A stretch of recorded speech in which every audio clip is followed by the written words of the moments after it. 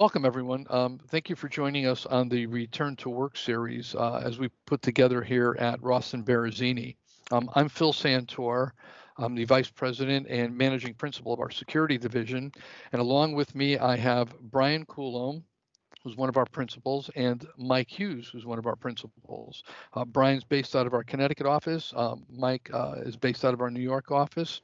And we wanted to come together really to share with you some of the things that we've learned and heard through interviewing and working with our existing client base in the world of security. We think a lot of the protocols and a lot of the solutions to the challenges we're finding with COVID-19 are going to end up landing in the lap of security and the security departments that are going to have to manage that. Um, as Ross and Berezini, DVS, our security division, we've developed programs for most of the largest financial, entertainment, and other venues, such as the World Trade Center, Madison Square Garden, most of the major developers in New York City. So we're constantly faced with security challenges, and we thought we'd put this program together to start briefing the public on what it really means when you're thinking about returning to work. It's not as simple as just picking up and going back and wearing a mask. There's a lot more to it for both the user and the developer. So with that, let me say, Brian, why don't you chime in? As you know, we've been talking as kind of a roundtable here, and we thought we would record this because it's on all of our minds, and we know security is going to inherit the management component of this. Sure, and I think a lot of the challenges we've seen inherent in retail and reopening retail and gyms and restaurants are fit right in with the commercial model as well in terms of social distancing and how to maintain distance between people that's safe. I mean commercial buildings have natural choke points, right? You've got people coming in the front door, you've got lobby desks, you've got turnstiles, elevators, elevator banks. All of those places provide natural grouping points for people coming into the building just going about their daily business. And it's tricky because most of these places have one way in and one way out. So maintaining social distancing and keeping people at safe distances from each other in those types of environments is something that is going to be a real challenge, I think, for building owners. No, it absolutely will. Mike, thoughts? All right. So yeah, one of the strategies that some of the companies that we've talked to are approaching is a arrival staggered arrival times. Well, they'll have tranches of their employees arriving between 7 and 8 and leaving between 3 and 4, and arriving later 8 to 9, and shifts of 9 to 10. That's an attempt to limit, I guess, the amount of people that they have uh, accumulating in their lobbies, and manage the social distancing issue. They also are trying to do that to make sure that they can limit the traffic in their elevators, both on arrival times and their leaving times. So another approach that some of them are exploring is not staggering their arrival times, but staggering the days that they work, or their schedules, putting them on an A/B schedule, so that maybe one tranche of employees comes to the office the first week and the third week of a month. The other set may become the second and fourth. But again, I think the real challenge there is going to be, again, enforcement of those No, rules. I agree. And when you've got, several thousand employees, returning to a corporate office building, and an office building is 40, 50, 60 stories tall, and you look and you say, so how do you get from the ground to the top? And you think about all those elevators and elevator lobbies and how people cram into elevators just like they do on, subway trains and other things. The limitations that our clients are going to face in managing social distancing. We've heard from some clients no more than 3 in an elevator. We've heard from some other clients no more than 4 in an elevator. At the end of the day, I'm going to bring it back again to security, because someone has to manage that and intervene and say you don't have a mask, or no, stop, only 4 people in an elevator. It's going to be a bit like at Disney at the Tower of Terror, where we're going to have to start putting seats in there and limiting people and saying, okay, you 3, we got 3 together, you go in this elevator.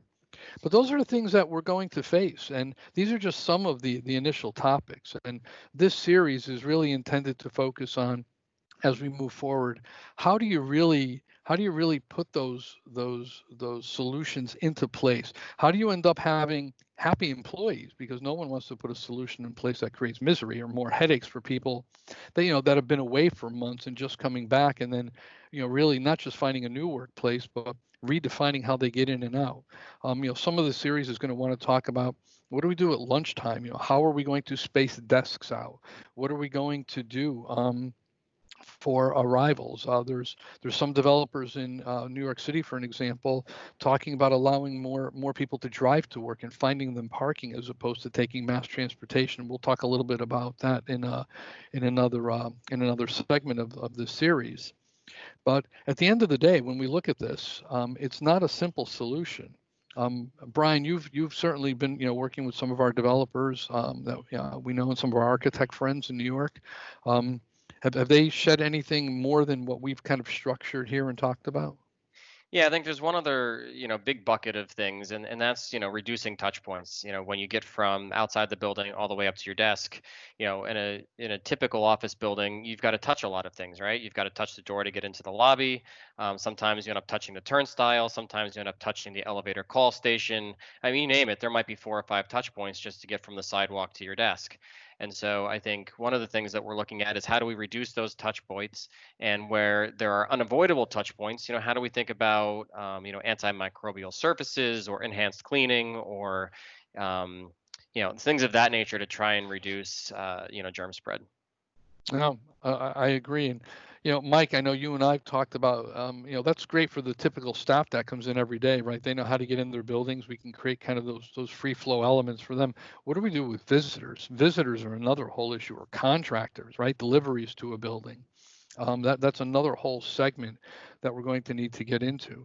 I think for now, we wanted to set the tone that we've been doing this for 55 plus years. Between the three of us on this video, there's approximately 75 years of experience in managing security elements within a building, including the whole pedestrian factor. So at the end of the day, I think we can certainly help folks manage these solutions into their existing programs, and we can certainly help them understand what some of those ramifications are, right? As consultants, one of the first things we want to do is never let our clients get to a spot that's worse than where they start, right? Because then why did they hire us? We want to make sure we help them, and we bring to the forefront all of those elements that we can up front, and even, and many times just kind of table talk our way through these things to make sure it's going to work. So for now, any last comments before we end this segment? Our next segment is going to focus more on the intricate elements of some of the things we've talked about here. What are cafeterias going to look like? What do we think some of the front entries, turnstiles, doors are going to look like? What do we think seating is going to look like? And some of those. But let's keep that for the next one.